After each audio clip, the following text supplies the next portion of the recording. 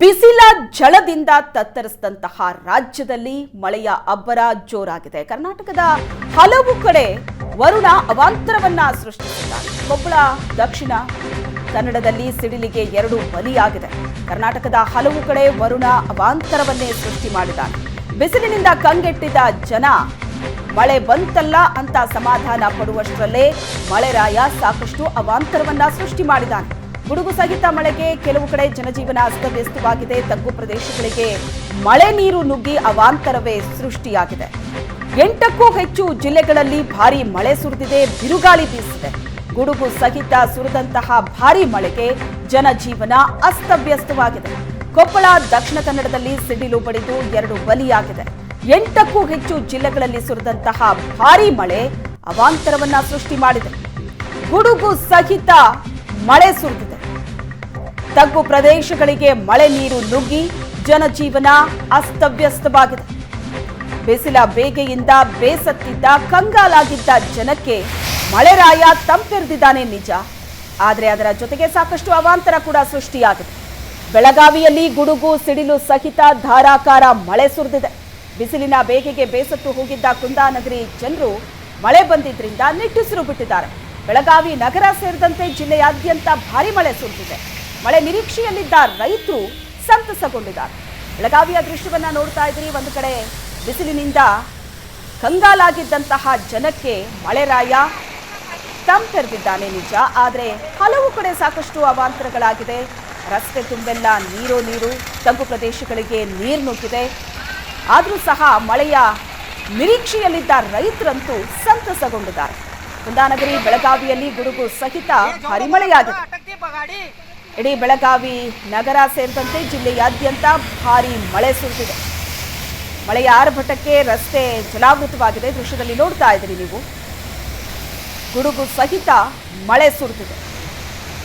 ಬಿಸಿಲಿನ ಬೇಗೆ ಎಷ್ಟಿತ್ತು ಅಂದರೆ ಮಳೆ ಬರಲಿ ಅಂತಲೇ ಜನ ನಿರೀಕ್ಷೆ ಮಾಡ್ತಾ ಇದ್ರು. ಮಳೆ ಏನೋ ಸುರಿದಿದೆ. ಹಲವು ಕಡೆ ಒಂದಷ್ಟು ಅವಾಂತರ ಕೂಡ ಆಗಿದೆ. ಬಿಸಿಲಿನಿಂದ ಕಂಗಾಲಾಗಿದ್ದಂತಹ ಬೆಳಗಾವಿ ಮಂದಿಗೆ ಮಳೆ ಬಂದಿರೋದು ಸಂತಸ ತಂದಿದೆ. ರೈತರು ಕೂಡ ಬಹಳ ಖುಷಿಯಲ್ಲಿದ್ದಾರೆ. ಕೆಲವು ಕಡೆ ಅವಾಂತರಗಳಾಗಿದೆ. ಮರ ಬಿದ್ದಿರುವಂತಹ ದೃಶ್ಯವನ್ನ ನೋಡ್ತಾ ಇದ್ದೀರಿ. ರಸ್ತೆಗೆ ಅಡ್ಡಲಾಗಿ ರಸ್ತೆ ತುಂಬೆಲ್ಲ ನೀರು ಉಕ್ಕಿ ಹರಿತಾ ಇದೆ.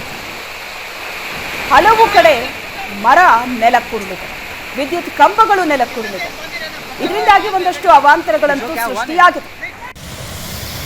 ಗುಡುಗು ಸಹಿತ ಸುರಿದಂತಹ ಭಾರಿ ಮಳೆ. ಬೆಳಗಾವಿಯ ಚಿತ್ರವನ್ನ ನೋಡ್ತಾ ಇದ್ರಿ ನೀವು.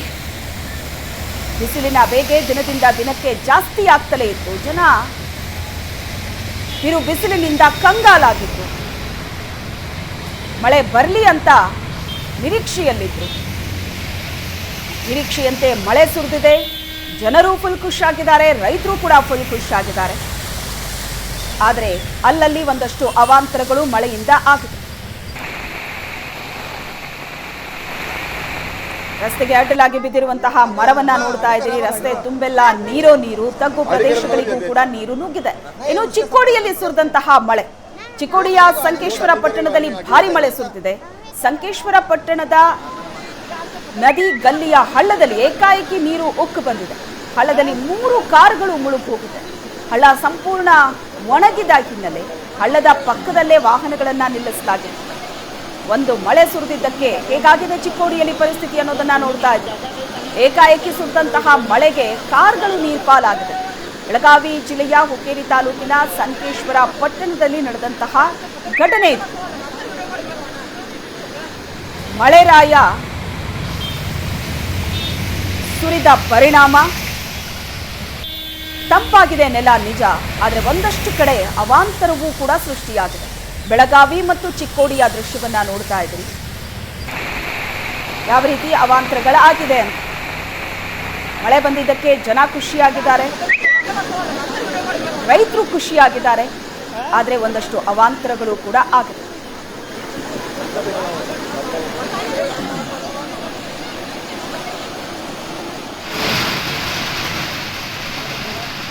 ಇನ್ನು ಚಾಮರಾಜನಗರದಲ್ಲಿ ಗುಡುಗು ಗಾಳಿ ಸಹಿತ ಭಾರಿ ಮಳೆ ಸುರಿದಿದೆ.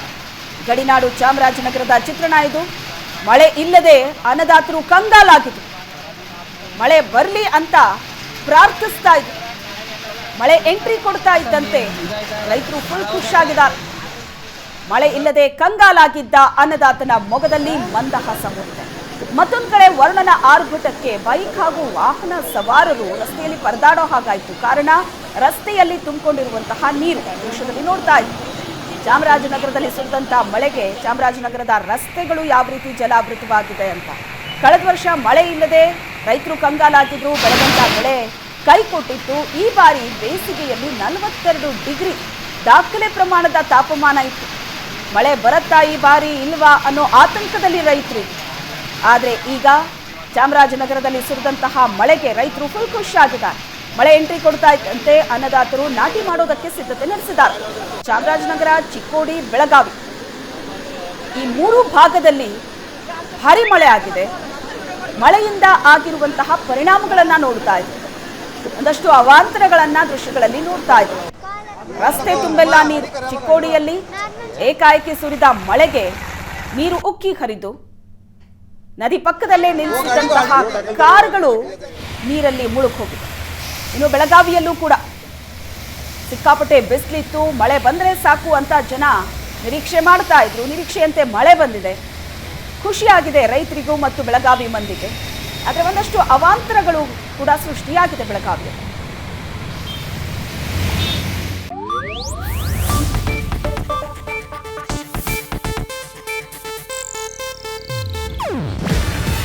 ಇದು ಏಷ್ಯಾನೆಟ್ ನ್ಯೂಸ್ ನೆಟ್ವರ್ಕ್ ಪ್ರಸ್ತುತಿ. ನೀವು ನೋಡ್ತಿದ್ದೀರಾ ಏಷ್ಯಾನೆಟ್ ಸುವರ್ಣ ನ್ಯೂಸ್.